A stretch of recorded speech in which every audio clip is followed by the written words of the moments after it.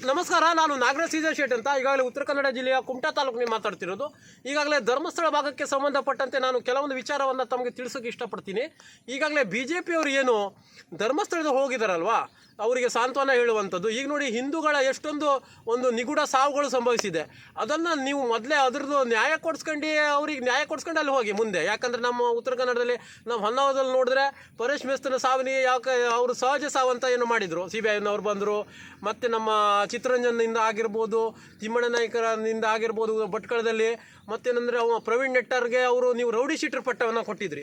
ಯಾಕಂದರೆ ಸುಮ್ಮನೆ ಯಾಕೆ ಜನರಿಗೆ ಮಿಸ್ಗೈಡ್ ಮಾಡ್ತಾ ಇದ್ದೀರಾ? ಯಾಕಂದರೆ ಅಲ್ಲಿ ಸುಮ್ಮನೆ ಹೋಗ್ಬಿಟ್ಟು ಅವರು ತನಿಖೆಯನ್ನು ಇದು ಯಾವುದೇ ಪಕ್ಷದ ವಿಷಯ ಬೇಡ. ಯಾಕಂದರೆ ನಿಷ್ಪಕ್ಷಪಾತವಾಗಿ ಒಂದು ತನಿಖೆ ಆಗಲಿ. ನೀವು ಅಲ್ಲಿ ರಾಜಕೀಯ ಮಾಡೋದು ಬೇಡ. ನೀವು ರಾಜಕೀಯ ಮಾಡಿದ್ರು ಕೂಡ ಎಷ್ಟು ಜನ ನಮ್ಮ ಹಿಂದೂಗಳಿಗೆ ಎಷ್ಟು ನ್ಯಾಯ ಕೊಡಿಸಿದ್ರು ಅಂತ ನೋಡಾಗಿದೆ ಕಳೆದ ಬಾರಿನೇ. ಎಲ್ಲ ಇದರಲ್ಲಿ ನಿಮ್ಮ ಎಲ್ಲೋ ಬಣ್ಣ ಪಟ ಬಯಲಾಗಿದೆ. ಅದಕ್ಕೋಸ್ಕರ ಈಗಾಗಲೇ ನಾವು ಸೌಜನ್ಯ ತಾಯಿಯವರಿಗೆ ಹೇಳೋದೇನು, ಇಂಥವ್ರಿಗೆಲ್ಲ ಕೋಮುವಾದಿಗಳಿಗೆಲ್ಲ ಜಾಸ್ತಿ ನಂಬಕ್ಕೆ ಹೋಗಬೇಡಿ. ಯಾಕೆ ಕೇಳಿದರೆ, ಮೊದಲನೇದಾಗಿ ನಾವು ರಕ್ತದ ಪರಿಚಯ ರಕ್ತದಿಂದ ಕೊಡ್ತೀವಿ.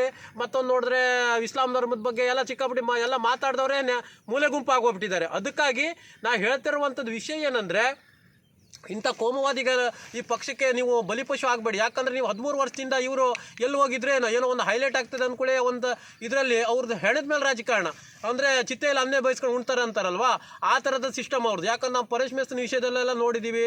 ಮತ್ತು ಚಿತ್ರರಂಜನಿಂದ ಅವ್ರ ಇದರಿಂದನೂ ಕೂಡ ಎಲ್ಲ ನಾವು 10 ಒಲವು ಇನ್ನು ನಮ್ಮ ಹಿಂದೂ ಯುವಕರ ಒಂದು ಕೊಲೆ ಆದರೂ ಕೂಡ, ಕೊಲೆ ನಿಗೂಢ ಸಾವಾದರೂ ಕೂಡ ಅದಕ್ಕೆ ಒಬ್ಬರಿಗೂ ನ್ಯಾಯ ಕೊಡಿಸುವ ಯೋಗ್ಯತೆ ಇಲ್ಲ. ಎಲ್ಲಿ ಹೋದರೂ ಕೂಡ ಇವರು ಚಿತ್ತೆಯಲ್ಲಿ ಅನ್ನ ಬೇಯಿಸುವಂಥ ಕೆಲಸವನ್ನು ಮಾಡ್ತಾರೆ. ಯಾಕಂದರೆ ಹೆಣದ ಮೇಲೆ ರಾಜಕಾರಣ ಮಾಡೋಕ್ಕೆ ಇವರು ಎಕ್ಸ್ಪರ್ಟು. ಮತ್ತೇನಂದರೆ ಆ ಒಂಥರ ಇವನು ಯಾರು ಯತ್ನಾಳು ಅದೇ ರೀತಿ ಮಾತಾಡ್ತಾನೆ. ಅವನು ಒಂದು ಟಾಪ್ ಲೀಡರ್ ಆಗೋಕೊಂಡಿದ್ದಾನೆ. ಅವರಿಗೂ ಅನಂತಕುಮಾರ್ ಹೆಗಡೆ ರೇಂಜಿನಲ್ಲಿ ಒಂದು ಸೈಡ್ ಹೆಟ್ ಇಡ್ತಾರೆ ಅವರು ಸ್ವಲ್ಪ ದಿನದಲ್ಲಿ.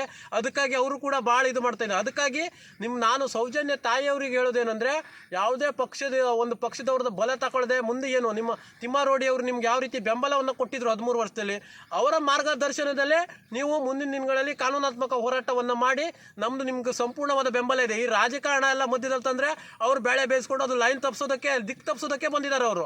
ಅದಕ್ಕಾಗಿ ಅವ್ರು ದಿಕ್ಕು ತಪ್ಪಿಸೋದ್ರಲ್ಲೇ ಎಕ್ಸ್ಪರ್ಟ್. ಮತ್ತು ನಾನು BJP ಅವರಿಗೆ ನೇರವಾಗಿ ತರಾಟೆ ತೊಗೊಳ್ತಿದ್ದೀನಿ. ಯಾಕೆ ಕೇಳಿದ್ರೆ, ನಿಮ್ಮ ಯೋಗ್ಯತೆಗೆ ಅವ್ರು 32 ಜನ ಕೊಲೆ ಆಗಿದೆ, ಮತ್ತೊಂದು ಬೊಗಳ್ತಾರಲ್ವ, ನೀವು ಒಬ್ರಿಗಾದ್ರೂ ನ್ಯಾಯ ದೊರಕಿಸ್ಕೊಟ್ಟಿದ್ದೀರಾ. ಅದಕ್ಕಾಗಿ ನಮ್ಮ ಹಿಂದೂ ಯುವಕರನ್ನು ಕಳ್ಕೊಂಡಿರೋ ನೋವು ನಮಗಿದೆ. ಆ ಒಂದು ನಿಟ್ಟಿನಲ್ಲಿ ಅಲ್ಲಿ ರಾಜಕೀಯ ಮಾಡೋಕೆ ಹೋಗ್ಬೇಡಿ. ನಿಮ್ಮದು ಯೋಗ್ಯತೆ ಏನಂತ ಮೊದಲಿನ ಪ್ರದರ್ಶನ ಆಗೋಗ್ಬಿಟ್ಟಿದೆ. ಅದಕ್ಕಾಗಿ ಸುಮ್ಮನೆ ಮತ್ತು ಜನರೆಲ್ಲ ಮರ್ಯಾದೆ ತಗೊಳ್ಳೋಕೆ ಹೋಗಬೇಡಿ. ಯಾಕಂದರೆ ಅವ್ರಿಗೆ ನಿಷ್ಪಕ್ಷಪಾತವಾಗಿ ಅಲ್ಲಿ ತನಿಖೆ ಆಗಲಿ ಅಂತ ಹೇಳೋದಕ್ಕೆ ಇಷ್ಟಪಡ್ತೀನಿ ನಾನು.